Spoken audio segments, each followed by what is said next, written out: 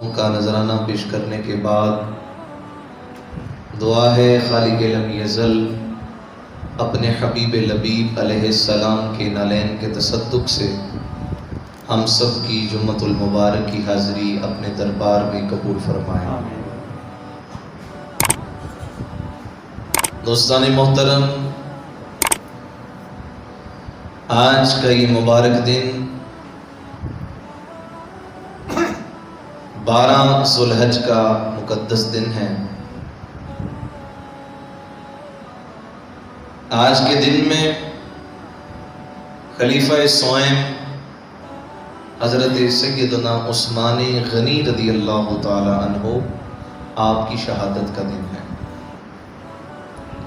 اس نسبت سے آج کی ہماری گفتگو کا عنوان حضرت عثمان ذو النورین اور ادب مصطفیٰ صلی اللہ علیہ وسلم۔ آپ کا نام نامی اسم گرامی عثمان ہے اور آپ کے والد ماجد کا نام عفان ہے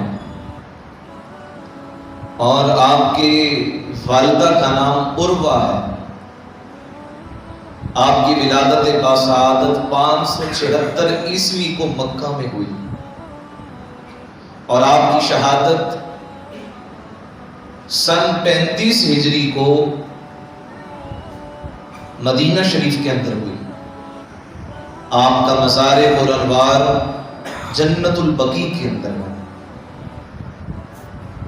حضرت عثمان غنی رضی اللہ تعالی عنہ کا شمار اولین اسلام لانے والوں میں ہوتا ہے۔ آپ کی ذات طیبہ کی بہت سارے پہلو ہیں۔ حضرت عثمان غنی رضی اللہ تعالی عنہ حضرت ابو بکر صدیق کے بہت گہرے دوست تھے۔ حضرت ابو بکر صدیق نے جیسے ہی آپ کو اسلام کی دعوت دی تو حضرت عثمان نے آپ کی دعوت کو قبول کرتے ہوئے اسلام قبول کر کے کلمہ پڑھ کر مسلمان ہو گئے۔ حضرت ابو بکر صدیق کی دعوت پر اور بارگاہ مصطفیٰ صلی اللہ علیہ وسلم میں آپ کا جو مقام ہے، اس سے بڑھ کر اور سعادت کیا ہو سکتی ہے کہ سرکار دو عالم علیہ السلام نے حضرت عثمان کو یک کے بعد دیگرے 2 بیٹیاں عطا فرمائی ہیں۔ یعنی حضور علیہ السلام کی ذات کے ساتھ جو رشتہ ہے حضرت عثمان کا، ان کی محبت کا، پہلے آقا علیہ السلام نے حضرت رقیہ کا نکاح فرمایا۔ حضور کی 4 بیٹیاں ہیں عقیدہ اہل سنت کے مطابق۔ کتنی؟ 4 بیٹیاں، زینب، رقیہ، ام کلثوم اور بی بی فاطمہ الزہرا سلام اللہ علیہا۔ ہاں، یہ بات درست ہے کہ آقا علیہ السلام کو اپنی 4 بیٹیوں میں سے سب سے زیادہ محبت تھی تو حضرت بی بی فاطمہ الزہرا سے، لیکن بیٹی بیٹی ہوتی ہے، جگر کا ٹکڑا ہے۔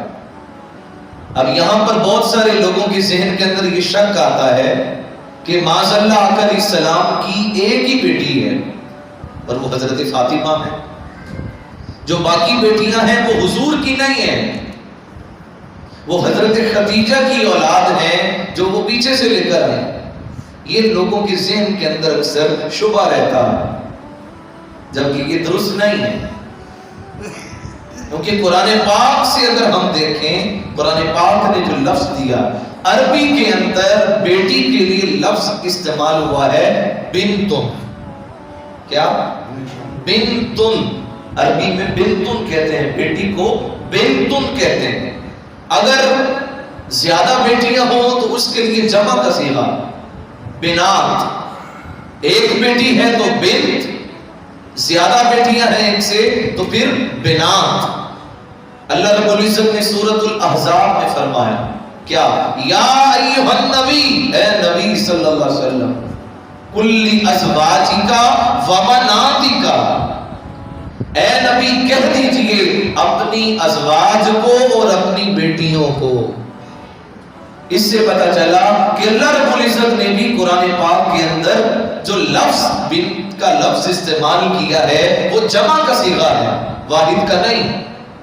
بنت کی بجائے بنات کا لفظ آیا تو معلوم ہوا کہ قرآن پاک سے ثابت ہو گیا کہ آقا علیہ السلام کی اپنی بیٹیوں کی تعداد 4 ہے۔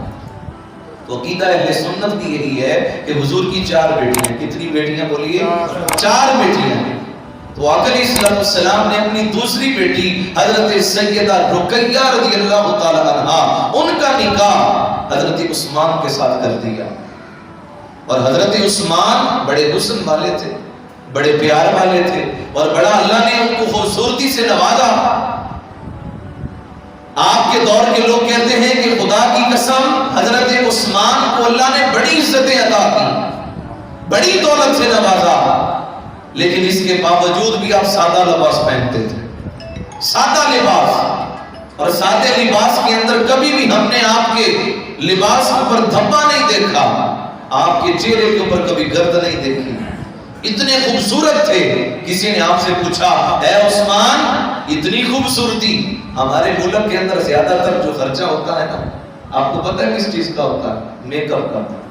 اس کا میک اپ کا خرچہ زیادہ ہوتا ہے، کہ ہماری مائیں بہنیں بیٹیاں ازواج جو ہیں ان کا زیادہ تر رجحان اس طرف ہوتا ہے۔ بندوں کا کیا ہے؟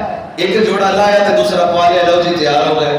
لیکن عورتوں کی تو 2-3 دن تک جو ہے وہ تیاری جاری رہتی ہے، اور پھر پوچھنا ہوتا ہے ہاں بھی بتاؤ میں کیسا دکھ رہا ہوں، میں کیسی دکھائی دے رہی ہوں، تو ایک سے جو ہے وہ کمنٹ لیا جاتا ہے۔ اللہ اکبر، میں قربان جب حضرت عثمان غنی سے آپ سے کسی نے پوچھا بتائیں اے حضرت آپ کے چہرے کے اوپر ایسی نورانیت کہاں سے آئی ہے؟ فرمایا کہ میں کچھ بھی نہیں کرتا، بس وضو کرتا ہوں اور جا کر میں اپنے چہرے کو شیشے کے سامنے جا کر کھڑا کرتا ہوں اور رب کی بارگاہ میں دعا کرتا ہوں اے اللہ مجھے جو جتنا بھی حسن عطا کیا ہے وہ وضو کی برکت سے عطا ہو، سبحان اللہ، وضو کی برکت سے۔ تو یہ حضرت عثمان کا عقیدہ تھا۔ تو وضو انسان کو اس مقام تک پہنچا دیتا ہے جہاں تک دنیا کے میک اپ نہیں پہنچا سکتے۔ آپ دیکھیں کہ جب معراج کی رات آئی تو میرے نبی نے وضو کیا، معراج کی رات حضور وضو کر رہے ہیں۔ کیوں؟ کیونکہ اس جہان کے اندر دنیا کے میک اپ کی ضرورت نہیں ہوتی، وضو کے نور کی ضرورت ہے۔ آقا اسلام نے فرمایا کہ کل قیامت کے دن ساری امتیں جمع ہوں گی اور ان تمام امتوں کی 120 صفیں ہوں گی، ان 120 صفوں میں سے 80 صفیں میں محمد کی امت کی، 80 صفیں میری امت کی۔ فرمایا مجھے فخر ہوگا قیامت کے دن کہ مجھے اللہ نے سب سے زیادہ امت عطا کی ہے۔ اور پوچھا گیا یا رسول اللہ اتنی امتوں میں آپ اپنے ماننے والے کو اپنی امتی کو کیسے پہچانیں گے؟ تو آقا علیہ السلام نے فرمایا کہ میرے جو امتی ہوں گے ان کے 5 کلیان ہوں گے، ان کا چہرہ بھی چمک رہا ہوگا، ان کے بازو بھی چمک رہے ہوں گے اور ان کی پیشانی بھی چمک رہی ہوگی، ان کے پاؤں بھی چمک رہے ہوں گے۔ جو دنیا میں وضو کرتے ہوں گے قیامت کے دن ان کا چہرہ بھی چمک رہا ہوگا، میں دیکھ کر پہچان جاؤں گا کہ یہ میرا امتی ہے۔ تو لہذا جس نے دنیا میں وضو کی قدر کی ہے قیامت کے دن اس کو سرکار علیہ السلام کی پہچان نصیب ہو جائے۔ یہ وضو کی برکات ہے۔ حضرت علی فرماتے ہیں کہ میری 3 چیزیں بڑی پسندیدہ ہیں۔ کہا مجھے سردیوں میں وضو کرنا بڑا پسند ہے اور مجھے گرمیوں کا روزہ رکھنا بڑا پسند ہے، اور تیسری چیز کہا کہ میری تلوار ہو اور حضور کی گستاخ کا سر ہو، اور اس گستاخ کا سر قلم کرنا علی کو بڑا اچھا لگتا ہے۔ اللہ اکبر۔ تو سامعین محترم یہ وضو کی برکات کا عالم ہے۔ تو حضرت عثمان کے چہرے کو بھی اللہ نے جو برکات عطا کی ہیں، حضرت خواجہ نظام الدین اولیاء محبوب سبحانی حضرت عثمانی حضرت خواجہ نظام الدین اولیاء ان کا ایک مرید تھا۔ آپ مسجد میں بیٹھے تھے تو حجرے کے اندر آپ کا مرید چلا گیا، حجرے میں، تو حجرے کے اندر اس نے کچھ دیکھا تو اس کی آنکھیں جھپکنے لگی، کچھ دیکھ نہیں سکا، تو باہر آ کے کہنے لگا لوگوں میں نے اللہ دیکھ لیا، میں نے اللہ دیکھ لیا، میں نے خدا دیکھ لیا۔ تو خواجہ نظام الدین اولیاء کے پاس بات پہنچی، فرمانے لگے کی کہیں جانا ہے؟ خدا کو تو کوئی دیکھ نہیں سکتا، لا تدرکہ الابصار، کوئی آنکھ آج تک پیدا ہوئی نہیں جو رب کا ادراک کر سکے، وہ آنکھیں ہیں تو فقط محمد عربی کی آنکھیں ہیں جنہوں نے رب کو دیکھا ہے، تو نے خدا کو کہاں دیکھ لیا؟ کہا حضرت میں آپ کے حجرے میں گیا اور میں نے جا کر دیکھا نور کی روشنی ہے، نور کی لائٹیں ہیں، ہر طرف نور کی شعائیں ہیں، میری آنکھیں چمکنے لگی، میں نے کہا یہ نور ہی ہو سکتا ہے۔ خواجہ نظام الدین اولیاء مسکرا کر فرمانے لگے وہ خدا نہیں ہے بلکہ وہ تو میرے وضو کا نور ہے جو میرے ساتھ میرے حجرے میں رہا کرتا ہے، وضو کا نور ہے، وضو کا نماز پڑھنا مشکل نہیں ہے، وضو کرنا مشکل ہے۔ ہم وضو کے واسطے جو ہے وہ بھی نماز پڑھنی پڑے گی لیکن پہلے وضو بھی تو کرنا پڑے گا، کیونکہ نماز کی کنجی ہے وضو اور جنت کی کنجی ہے نماز، تو لہذا سب سے پہلے طہارت ہے جو اس بارگاہ تک لے کر آتی ہے۔ سامعین محترم، حضرت عثمان غنی رضی اللہ تعالیٰ عنہ نے مزید وضو کی فضیلت کے اندر یہ بات ارشاد کر دی۔ تو حضرت عثمان غنی کو اللہ نے بڑا حسن عطا کیا، بڑی خوبصورتی عطا کی، تو حضرت رقیہ کا جب نکاح کر دیا تو آقا علیہ السلام نے اپنے منہ بولے بیٹے حضرت زید کے بیٹے حضرت اسامہ، یہ حضور کے غلام کے بیٹے ہیں، حضرت اسامہ، حضرت اسامہ بن زید، ان کو بھیجا جاؤ یہ سالن لے جاؤ اور جا کر میری بیٹی کے گھر میں دے آؤ۔ وہ جب لے کر گئے رقیہ رضی اللہ تعالیٰ عنہ کے گھر گئے تو حضرت رقیہ اور حضرت عثمان دونوں ایک چارپائی کے اوپر بیٹھے تھے، ایک چارپائی۔ حضرت اسامہ کہتے ہیں خدا کی قسم آج سے پہلے کبھی اتنا خوبصورت جوڑا میں نے کبھی دیکھا ہی نہیں۔ جب حضرت اسامہ واپس آئے تو آقا علیہ السلام نے فرمایا ہاں دیکھ آئے ہو، یہ بتاؤ کہ میری بیٹی رقیہ کیسی لگ رہی تھی اور میرا عثمان کیسا لگ رہا تھا؟ یا رسول اللہ ایسا جوڑا کبھی نہیں دیکھا۔ کہا تم نے نہیں دیکھا، آپ سے پہلے نہ آسمان والوں نے دیکھا ہے نہ زمین والوں نے کبھی دیکھا۔ تو حضرت رقیہ رضی اللہ تعالیٰ عنہ ان کا کچھ عرصے کے بعد وصال ہو گیا، انتقال جب ہوا تو آقا علیہ السلام نے اپنی دوسری بیٹی حضرت ام کلثوم کا نکاح بھی کر دیا، ام کلثوم کا۔ تو پروپیگنڈا کرنے والے لوگ بھی بہت ہوتے ہیں جو ایک جگہ پر بیٹھ جاتے ہیں اور ہاں بھئی یہ بھی ہو گیا۔ اس دور کے اندر بھی منافقین تھے جنہوں نے یہ پروپیگنڈا کیا اور معاذ اللہ یہ باتیں شروع کر دی اور کہنے لگے دوسری بیٹی بھی دے دی حضور، دوسری بیٹی بھی نکاح میں دے دی۔ یہ بات چلتی چلتی بارگاہ مصطفیٰ تک پہنچی تو آقا علیہ السلام نے کیا خوبصورت کہا تم دوسری بیٹی کا کہتے ہو؟ سنیے کیا جملہ کہا۔ وہ لوگ پتہ نہیں کہاں گئے اور وہ انہوں نے پتہ نہیں کہاں سے یہ درس پڑھا ہے جو حضرت عثمان غنی رضی اللہ تعالیٰ عنہ کے متعلق زبانیں کھول کھول کر باتیں کرتے ہیں۔ لگتا ہے انہوں نے میرے نبی سے ان کی شانیں نہیں سنی کہ حضرت عثمان کے متعلق میرے نبی کیا فرما رہے ہیں۔ جب منافقین نے یہ کہا آپ نے دوسری بیٹی بھی دے دی تو سرکار فرمانے لگے اگر محمد کی 40 بیٹیاں بھی ہوتی وہ بھی عثمان کے نکاح میں دے دے، 40 بیٹیاں بھی ہوتی۔ تو اب اندازہ لگائیں کہ حضرت عثمان کا کیا مقام ہے۔ آپ کی بہت ساری خوبیاں ہیں، ان خوبیوں میں سب سے بڑی خوبی یہ ہے آپ کا سخی ہونا، آپ کا سخی ہونا۔ مالا والے سخی نہیں ہوتے، مالا والے جنہاں کل مال ہوتا ہے وہ سخی تے سخیاں کل مال نہیں ہوتا، کیونکہ جو سخی ہوتا ہے وہ کبھی مال اکٹھا نہیں کرتا، وہ تقسیم کر دیتا ہے۔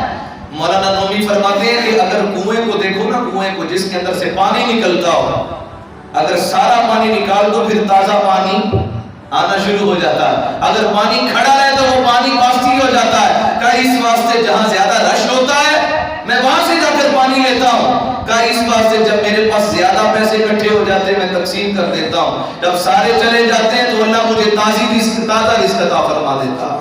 تو لہٰذا کسی کہنے والے نے کیا کہا مالا والے سخی نہیں ہوتے تو سخیاں کل مال نہیں ہوتا تے سخی سخاوت کرنے والے اس جانی تے اس جانی کدی کنگال یہاں بھی اللہ دیتا ہے، اس آخرت دن میں بھی اللہ عطا فرماتا ہے۔ تو سب سے بڑی خوبی حضرت عثمان کی کہ آپ کا سخی ہونا، سخاوت کرنے والے اتنے سخی، اللہ اکبر، کہ مدینہ المنورہ کے اندر ایک کنواں ہے میٹھے پانی کا، باقی کڑوے پانی کے کنویں ہیں، تو آقا علیہ الصلوۃ والسلام نے فرمایا کہ کوئی ہے تم میں سے کہ جو میٹھے پانی کے کنویں کو مسلمانوں کے لیے وقف کر دے؟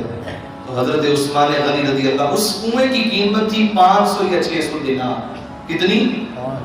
500 یا 600 دینار، کتنی قیمت تھی؟ آپ کی توجہ ہے؟ بے توجہ رکھیے، 500 سے 600 دینار اس کنویں کی قیمت تھی۔ تو حضرت عثمان غنی رضی اللہ تعالیٰ نے سنا، اور سن کر وہ یہودی کے قبضے میں تھا، پابندی لگاتا، پانی نہیں پینے دیتا کسی کو، تو حضرت عثمان نے اس یہودی کے پاس گئے اور جا کر فرمانے لگے ہاں بھائی اس کو بیچتے ہو؟ کہا بیچوں گا، قیمت ہے 600۔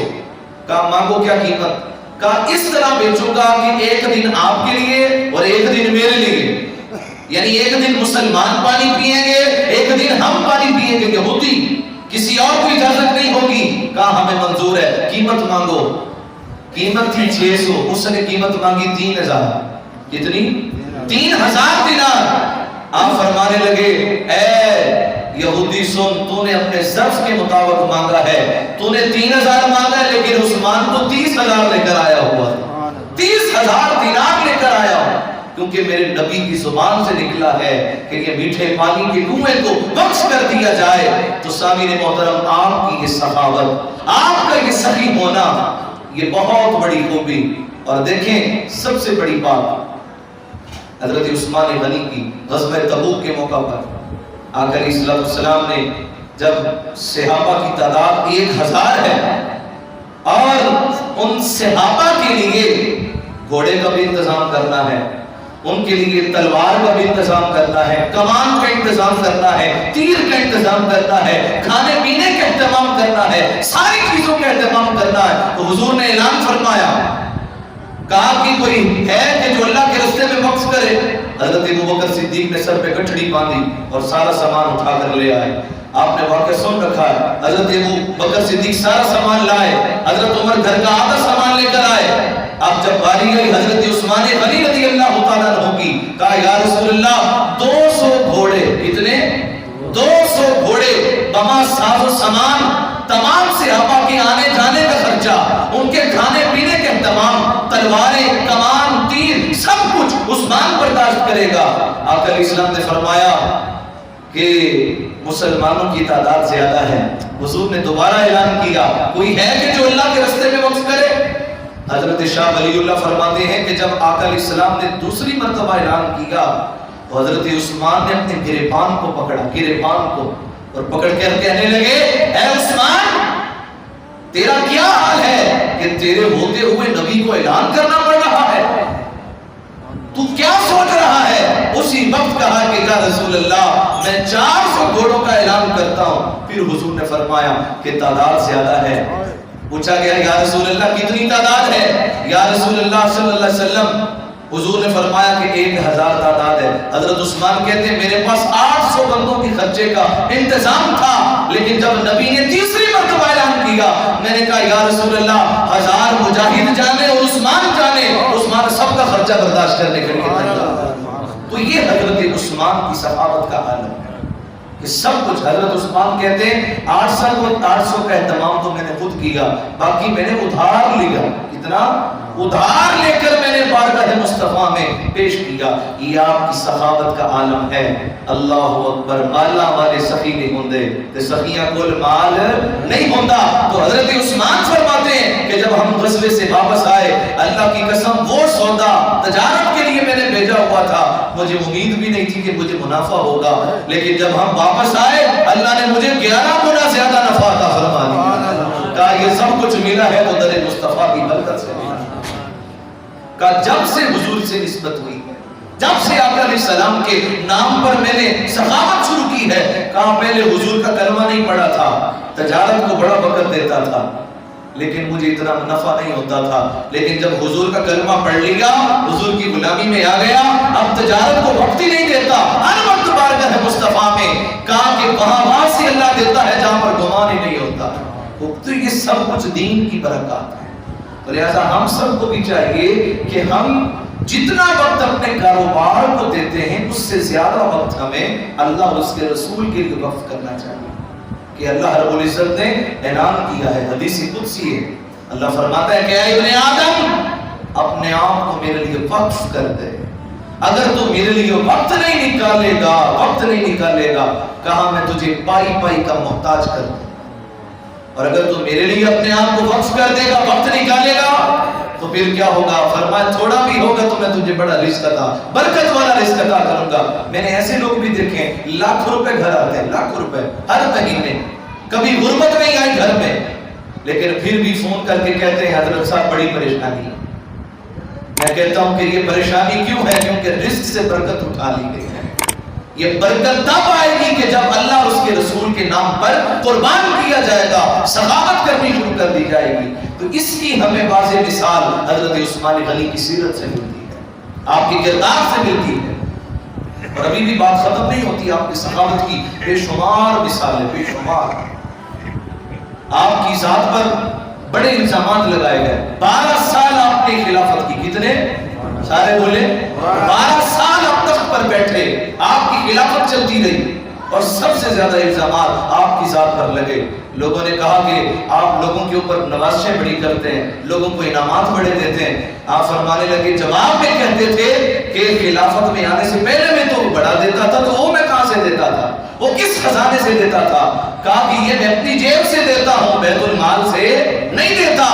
اللہ اکبر، حتیٰ کہ جب حاجی لوگ آتے تھے، حاجی حجاج حضرات حج کرنے کے لیے، ان کے لیے اعلان کرتے کوئی بھی حاجی اپنے ساتھ کھانا نہ لائے، کوئی بھی حاجی اپنے ساتھ گندم نہ لائے، آٹا نہ لائے، راشن نہ لے کر آئے، اور زیادہ راہ نہ لے کر آئے۔ پوچھنے والے پوچھتے تھے حضرت کیا وجہ ہے؟ کہا جتنے بھی حاجی آئے کہ سب کے کھانے کا اہتمام عثمان خود کرے گا۔ حضرت عثمان جیل سے ان تمام حاجیوں کو کھانا کھلایا کرتے، حتیٰ کہ مینا کے میدان میں حضرت عثمان کا دسترخوان لگتا، اور آپ اپنی نگرانی کے اندر کھڑے ہو کر تمام حاجیوں کو کھانا کھلاتے، اور کہنے والے کہتے کہ حضرت سب نے کھانا کھا لیا، آپ کیوں نہیں کھاتے؟ کہا اللہ کے گھر کے مہمانوں کو تو کھلا لوں، بعد میں عثمان بھی کھا لے گا۔ تو یہ آپ کی سخاوت، یہ آپ کا کردار، اللہ اکبر۔ حتیٰ کہ آپ دیکھیں کہ جو جنت البقیع ہے، جنت البقیع، جنہوں نے مدینہ شریف کی زیارت کی، جنت کا ٹکڑا، جنت کا ٹکڑا، جنت البقیع اس لیے کہتے ہیں، بقیع کا قبرستان، اللہ اکبر۔ آقا علیہ السلام کے مدینے کے اندر 2 جنتیں، کتنی؟ 2 جنتیں۔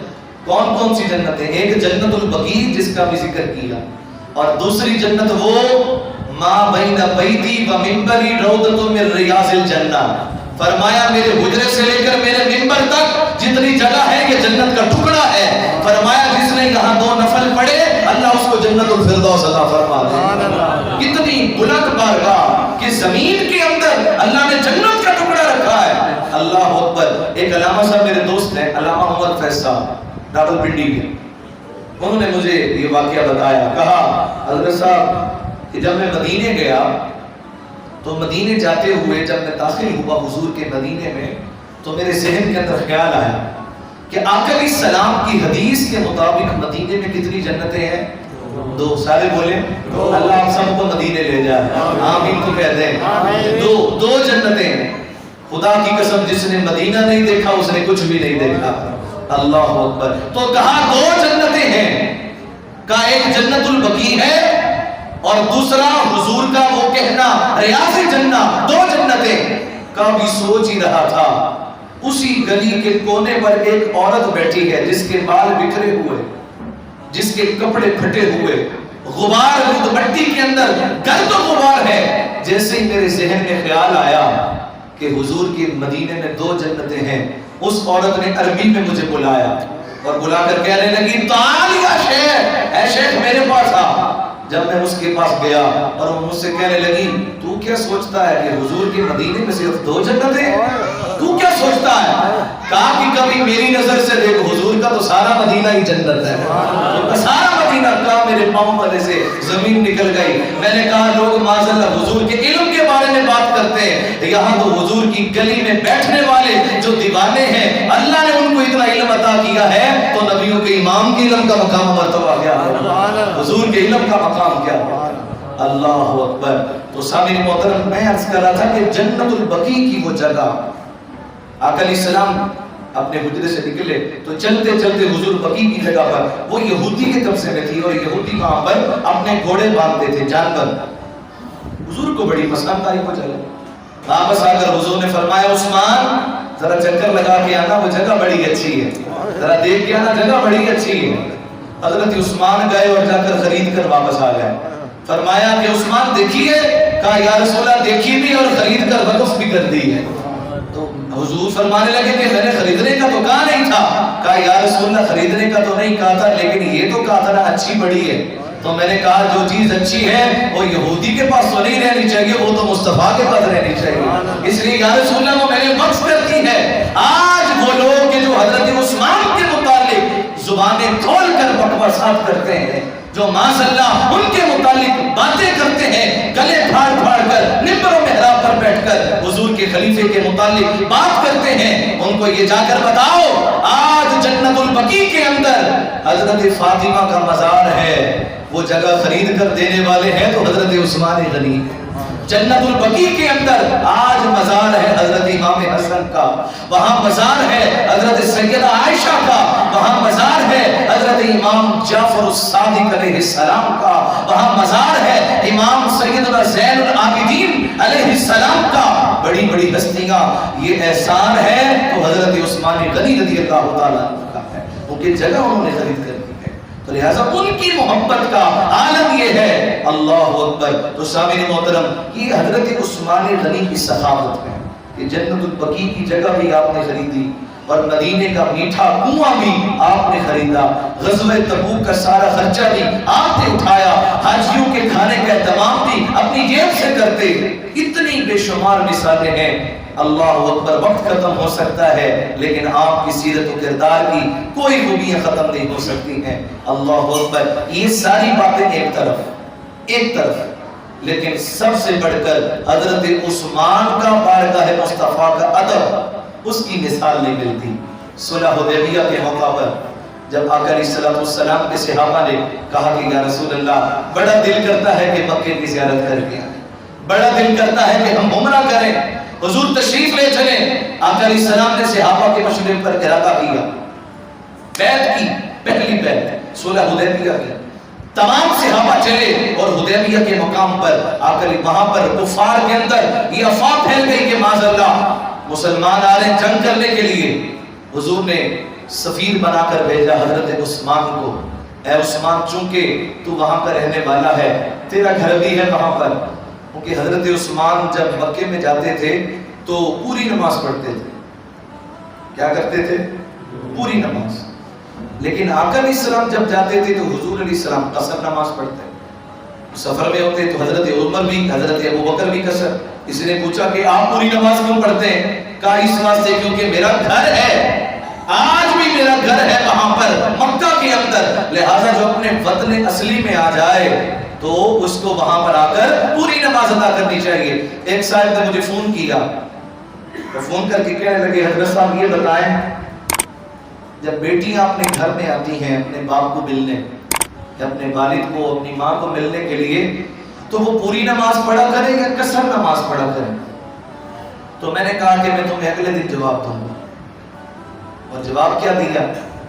تو میں نے اس سے کہا کہ اگر تو آپ نے اپنی بیٹی کو جائیداد سے علیحدہ کر دیا ہے، جائیداد میں وراثت میں سے حصہ نہیں دینا، تو پھر تو وہ قصر نماز پڑھے گی، اور اگر جائیداد میں سے حصہ ہے تو پھر وہ یہاں پر پوری نماز پڑھے گی کیونکہ اس کا حصہ ہے یہاں پر۔ آج بھی کچھ ایسے لوگ ہیں کہ شریعت کہتی ہے کہ بیٹیوں کو حصہ دو، لیکن باپ اتنا بڑا ظالم ہے، وہ کہتا ہے کہ تیری شادی کی جتنا خرچہ ہو گیا تھا لہذا تو اپنے بھائیوں کو دے دے۔ جب شریعت کہتی ہے کہ اس کا حصہ دیا جائے تو باپ کون ہوتا ہے کہ اس کے حصے کو اس کا حق ماننے والا؟ بھائی کو کس نے حق دیا؟ حتیٰ کہ باپ یہ جملہ کہہ دیتا ہے کہ میری جو ہے وہ لاش میں سے گزرنا پڑے گا اگر تو نے حصہ مانگا۔ میں کہتا ہوں گزر جاؤ اس کی لاش سے، کیونکہ جب شریعت کہہ رہی ہے کہ بیٹی کو اس کا حق دیا جائے تو سامعین محترم، ہم بھی جب وراثت کے معاملات ہوتے ہیں تو بھائیوں کو بھی سوچنا چاہیے کہ ہماری بہنیں ہیں، ہمیں اس کا حصہ چاہے 4 مرلے کی بھی جگہ ہے تو وہ بھی اس میں سے بھی حصہ بیٹی کو دینا جائز ہے، ضروری ہے، فرض ہے کہ اس کا حصہ دیا جائے۔ تو سامعین محترم، حضرت عثمان غنی کو آقا علیہ السلام نے سفیر بنا کر بھیجا اور جا کر کہا کہ ان کو جا کر بتاؤ کہ ہم جنگ کے لیے نہیں آ رہے، ہم تو اللہ کے گھر کی زیارت کے لیے، مکے کے لیے، عمرے کے لیے آ رہے ہیں۔ حضرت عثمان جب وہاں پر گئے تو انہوں نے، ابو سفیان نے حضرت عثمان کا راستہ روک لیا اور روک کر کہنے لگا کہ اے عثمان، چونکہ تو ہمارے ساتھ تجارت کرتا رہا، تیرا یہاں پر گھر بھی ہے، ہم ان کو نہیں آنے دیتے لیکن ہم تجھے اجازت دیتے ہیں کہ تو کعبے کا طواف کر لے، تو کعبے کا طواف کر لے، لیکن ہم تیرے نبی کو اجازت نہیں دیتے۔ اب سنیے حضرت عثمان نے کیا جواب دیا۔ اللہ اکبر، سامنے بیت اللہ ہے، کعبہ ہے، وہ کعبہ کی جس کی طرف پہلی نظر پڑنے سے اللہ سارے گناہ معاف کر دیتا ہے، وہ بیت اللہ کہ جو دل کے اندر دعا ہوتی ہے اللہ اس دعا کو فوراً قبول فرما لیتا ہے، لیکن حضرت عثمان سے جب کہا گیا آپ کعبے کا طواف کر لیں لیکن آپ کے نبی کو اجازت نہیں، تو حضرت عثمان کہنے لگے وہ طواف میں نے کیا کرنا جہاں پر محمد نظر نہ آئے، میں حضور کے بغیر طواف نہیں کروں گا، طواف تب ہوگا جب آگے آگے میرا نبی ہوگا اور پیچھے پیچھے عثمان ہوگا۔ یہ ادب ہے بارگاہ مصطفیٰ کا۔ تو سامعین محترم، صحابہ کا یہ عقیدہ تھا۔ تو لوگ یہ پوچھتے ہیں کہ بھئی مدینے اگر نہیں گئے تو کیا حج ہو جائے گا؟ میں کہتا ہوں حج ہو جائے گا اگر مدینے نہیں گئے، لیکن یہ یاد رکھو کہ مدینے گئے بغیر تو حج ہو جاتا ہے لیکن مدینے والے کے بغیر حج نہیں ہوتا، کیونکہ حضور نے خود فرمایا خذوا عنی مناسککم، مجھ سے حج کے مسئلے پوچھا کرو، کیونکہ حج کا حکم تو اللہ نے دیا ہے لیکن حج کا طریقہ مصطفیٰ نے بتایا ہے، اور اگر حج کا طریقہ پوچھنا ہے تو حضور کی بارگاہ میں جانا پڑے گا۔ اسی واسطے اعلیٰ حضرت کا قلم اٹھا، فرماتے ہیں حاجیو آؤ شہنشاہ کا روضہ دیکھو، کعبہ تو دیکھ چکے اب کعبے کا کعبہ دیکھو، کعبہ تو خود اشارہ کر رہا ہے، ہاں اگر اس حج کی قبولیت چاہتے ہو تو در مصطفیٰ پر چلے جاؤ۔ وَلَوْ أَنَّهُمْ إِذْ ظَلَمُوا أَنفُسَهُمْ جَاءُوا فَاسْتَغْفَرُوا اللَّهَ وَاسْتَغْفَرَ لَهُمُ الرَّسُولُ، اگر اپنی جانوں پر ظلم کر بیٹھو تو کیا کرو، در مصطفیٰ پر چلے جاؤ، میرا نبی بھی تمہاری بخشش کی دعا کرے گا، اور جب میرے نبی کے ہاتھ اٹھیں گے تو اللہ تعالیٰ تمہاری توبہ کو بھی قبول فرما لے گا۔ تو سامعین محترم، حج کی قبولیت بھی مدینہ منورہ کے اندر ہوتی ہے۔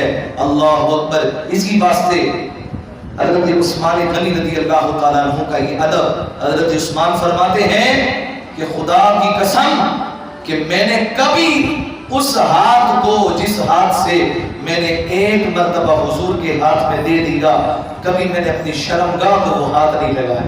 مجھے حیا آتا ہے کہ یہ میرا ہاتھ حضور کے ہاتھ میں گیا اور وہی ہاتھ میں شرمگاہ کو لگاؤں، کہا میں نے کبھی دایاں ہاتھ شرمگاہ کو نہیں لگایا، یہ آپ کے حیا کا عالم ہے، اور حیا کی تو مثال نہیں ملتی، بہتر شرم و حیا۔ اللہ اکبر۔ حدیث پاک میں آتا ہے کہ سرکار علیہ السلام تہبند باندھ کر بیٹھے حجرے کے اندر، اور حضرت سیدہ عائشہ صدیقہ حضور کے قریب ہے، حضور ان کے حجرے میں، دروازے پر دستک ہوئی، فرمایا عائشہ دیکھو کون ہے؟ کہا یا رسول اللہ میرے بابا ابو بکر ہے۔ حضور ویسے ہی تشریف فرما، اور آپ میں سے بھی جو تہبند باندھتے ہیں، کپڑا جو چادر وغیرہ باندھتے ہیں، جب آپ ٹیک لگا کر بیٹھتے ہیں تو وہ گھٹنوں تک آ جاتی ہے، ایسا ہے کہ نہیں؟ وہ گھٹنوں تک آ جاتی ہے۔ حضور بھی بیٹھے تو وہ چادر گھٹنوں تک آ گئی، تو حضرت ابو بکر جب آئے حضور ویسے ہی تشریف فرما، پھر دروازے پر دستک ہوئی، فرمایا عائشہ دیکھو کون ہے؟ یا رسول اللہ عمر آ گئے۔ کہا عائشہ تم ایک طرف ہو جاؤ، عمر کو آنے۔ حضرت عمر آئے تو آقا علیہ السلام ویسے ہی تشریف فرما، پھر دروازے پر دستک ہوئی، فرمایا دیکھو عائشہ کون ہے؟ یا رسول اللہ عثمان ہے۔ اب فرمایا کہ ابھی اجازت نہیں، حضور درست ہو کر بیٹھے، کپڑے کو سیدھا کیا، فرمایا اب اس کو آنے دو۔ حضرت سیدہ عائشہ نے بعد میں پوچھا کہ یا رسول اللہ کیا وجہ ہے؟ میرے بابا ابو بکر بھی آئے، حالانکہ مقام ابو بکر کا زیادہ، اس کے بعد عمر فاروق کا زیادہ ہے، پھر عثمان آئے۔ وہ آقا علیہ السلام نے فرمایا کہ اے عائشہ ابو بکر آئے تو میں ویسے ہی بیٹھا رہا، اور عمر آئے میں ویسے ہی بیٹھا رہا، لیکن جب عثمان آئے تو میں نے اپنے کپڑے کو درست درست کیا اور میں صحیح ہو کر بیٹھا. اس کی وجہ یہ ہے کہ میں عثمان سے حیا کیوں نہ کروں جس سے اللہ بھی حیا کرتا ہے, اس کے فرشتے بھی حیا کرتے ہیں, جس سے اللہ بھی حیا کرے فرشتے بھی حیا کریں. لیکن آج کا مولوی حیا نہیں کرتا, اسپیکر پر بیٹھ کر ان کے متعلق ایسی ایسی باتیں کی جاتی ہیں. اللہ اکبر. حتیٰ کہ آقا علیہ السلام کے دور کے اندر ایک جنازہ لایا گیا اور وہ جنازہ جب آیا حضور کو بتایا گیا کہ یا رسول اللہ یہ وہ بندہ ہے کہ جس کے دل کے اندر حضرت عثمان کا بغض ہے, یہ ان سے دشمنی رکھتا تھا. آقا علیہ السلام نے جنازہ پڑھنے سے انکار کر دیا. فرمایا کہ میں اس کا جنازہ نہیں پڑھوں گا کہ جس کے جامع ترمذی کی حدیث ہے, فرمایا اس کے دل کے اندر میرے عثمان کا بغض ہے, لہذا میں اس کا جنازہ نہیں پڑھتا. نبی نے جنازہ پڑھنے سے انکار کر دیا تو ہم کیوں پیچھے لگے پڑتے ہیں؟ ہمیں اپنی برادری کی زیادہ فکر کیوں ہے؟ ہمیں اپنے رشتہ داری کی زیادہ فکر کیوں ہے؟ یہ خون کے رشتے بعد میں ہیں, مصطفیٰ کا رشتہ پہلے ہے. پہلے حضور کو دیکھو کہ آقا علیہ السلام نے کس کو سٹیٹس دیا ہے, کس کو مقام دیا ہے, کس کو پروٹوکول دیا ہے. لہذا عقیدہ اہل سنت واضح ہے, ہم گھر والوں کو بھی سلام کرتے ہیں, در والوں کو بھی سلام کرتے ہیں. ہم آقا علیہ السلام کی ہر نسبت کا حیا کرتے ہیں. ہم مولا علی شیر خدا سے بھی پیار کرنے والے ہیں. عثمان غنی کا آپ کا بھی حیا کرنے والے ہیں. لوگ کہتے ہیں کہ عثمان غنی کا اور مولا علی کا جھگڑا بہت تھا. میں کہتا ہوں مولا علی کی شادی کا خرچہ اٹھانے والے بھی حضرت عثمان غنی ہیں. جب حضور فرما رہے ہیں اے علی تیرے پاس کچھ ہے مہر دینے کے لیے, کہا یا رسول اللہ ایک زیرہ ہے. فرمایا جاؤ اس کو بیچو, حق مہر کا انتظام کرو. منڈی گئے اور جا کر آواز لگائی کوئی ہے جو علی کی زیرہ خریدے گا؟ حضرت عثمان آئے, وہ زیرہ 200 کی تھی لیکن آپ نے 600 دیے. کہا میں خریدوں گا. جب خرید لیے کہا کہ یہ زیرہ بھی لے جاؤ اور یہ پیسے بھی لے جاؤ, یہ عثمان غنی کی طرف سے شادی کا تحفہ سمجھ کے رکھو. یہ آپ کی محبت تھی. قرآن پاک جس کی گواہی دیتا ہے محمد الرسول اللہ, محمد صلی اللہ علیہ وسلم اللہ کے رسول ہیں. والذین معہ اشداء علی الکفار, اور جو ان کے ساتھی ہیں ان کے ساتھ رہنے والے ہیں آپس میں بڑے نرم دل ہیں لیکن کافروں پر بڑے سخت ہیں. کافروں کے لیے شدید سخت ہیں لیکن جب آپس کے معاملات دیکھے جاتے ہیں ان کی محبت کی مثال نہیں ملتی. اللہ اکبر. سامعین محترم, یہ حضرت عثمان کی سیرت ہے, آپ کا کردار ہے, آپ کا ادب مصطفیٰ ہے. ہمیں چاہیے کہ ہم آپ کی سیرت کو اپنائیں جس طرح انہوں نے سخاوت کی, جس طرح انہوں نے حیا رکھا. اللہ پاک کی بارگاہ میں دعا ہے اللہ عمل کی توفیق عطا کرے. وما علیہ الا